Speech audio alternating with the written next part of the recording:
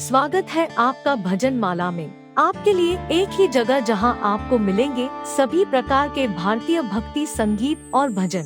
तो अगर आप अपने आध्यात्मिक सफर को संगीत के माध्यम से ऊंचाइयों तक पहुंचाना चाहते हैं, तो हमारे चैनल को सब्सक्राइब करें और भजन माला समुदाय में शामिल हो जाएं।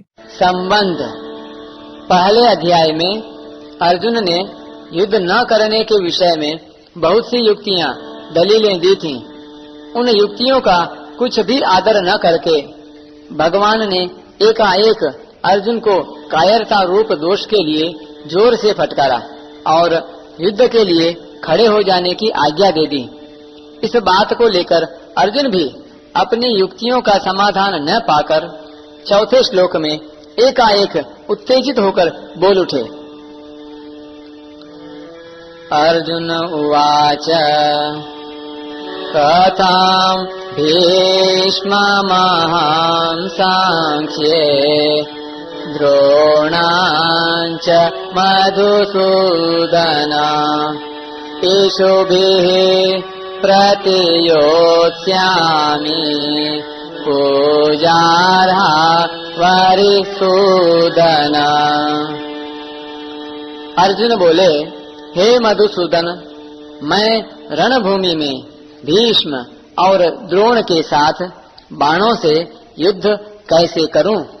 क्योंकि हे अरिसूदन, ये दोनों ही पूजा के योग्य हैं। व्याख्या।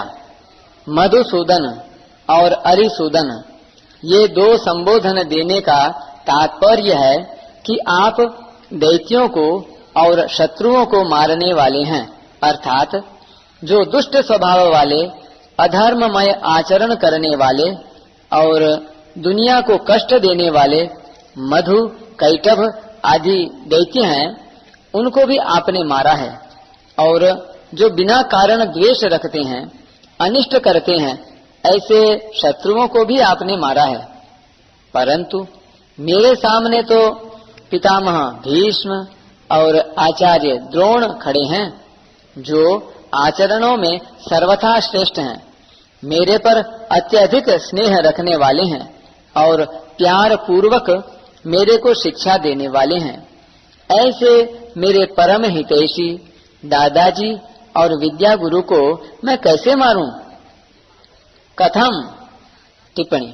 दूसरे श्लोक में भगवान ने कुतः पद से कहा था कि तुम्हारे में यह कायरता कहां से आ गई?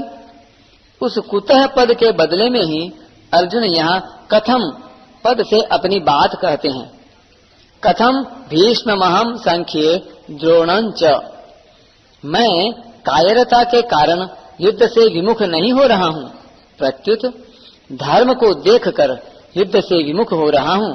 परंतु आप कह रहे हैं कि यह कायरता, यह नपुंसकता तुम्हारे में कहां से आ गई?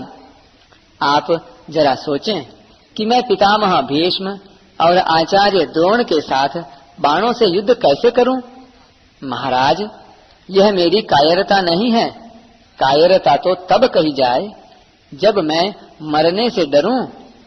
मैं मरने से नहीं डर रहा हूं, प्रत्युत मारने से डर रहा हूं।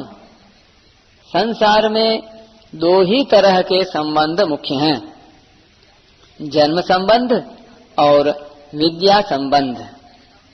जन्म के संबंध से तो पितामह भीष्म हमारे पूजनीय हैं। बचपन से ही मैं उनकी गोद में पला हूँ। बचपन में जब मैं उनको पिताजी पिताजी कहता, तब वे प्यार से कहते कि मैं तो तेरे पिता का भी पिता हूँ। इस तरह वे मेरे पर बड़ा ही प्यार स्नेह रखते आए हैं। विद्या के संबंध से आचार्य द्रोण हमारे पूजनीय हैं। वे मेरे विद्या गुरु हैं। उनका मेरे पर इतना स्नेह है कि उन्होंने खास अपने पुत्र अश्वत्थामा को भी मेरे समान नहीं पढ़ाया। उन्होंने ब्रह्मास्त्र को चलाना तो दोनों को सिखाया, पर ब्रह्मास्त्र का उपसंहार करना मेरे को ही सिखाया, अपने पुत्र को नहीं। उन्होंने मेरे को यह वरदान भी दिया है कि मेरे शिष्यों में अस्त्र शस्त्र कला में तुम्हारे से बढ़कर दूसरा कोई नहीं होगा। ऐसे पूजनीय पितामह भीष्म, और आचार्य द्रोण के सामने तो वाणी से रे तू ऐसा कहना भी उनकी हत्या करने के समान पाप है। फिर भी मारने की इच्छा से उनके साथ बाणों से युद्ध करना कितने भारी पाप की बात है। येषु भी प्रतियोत्स्यामि पूजार्हौ। संबंध में बड़े होने के नाते पितामह भीष्म और आचार्य द्रोण ये दोनों ही आदरणीय और पूजनीय हैं। इनका मेरे पर पूरा अधिकार है, अतः ये तो मेरे पर प्रहार कर सकते हैं, पर मैं उन पर बाणों से कैसे प्रहार करूं? उनका प्रतिद्वंदी होकर युद्ध करना तो मेरे लिए बड़े पाप की बात है, क्योंकि ये दोनों ही मेरे द्वारा सेवा करने योग्य हैं और सेवा से भी बढ़कर पूजा करने योग्य हैं। ऐसे पूज्य जनों को मैं बाणों से कैसे मारूं?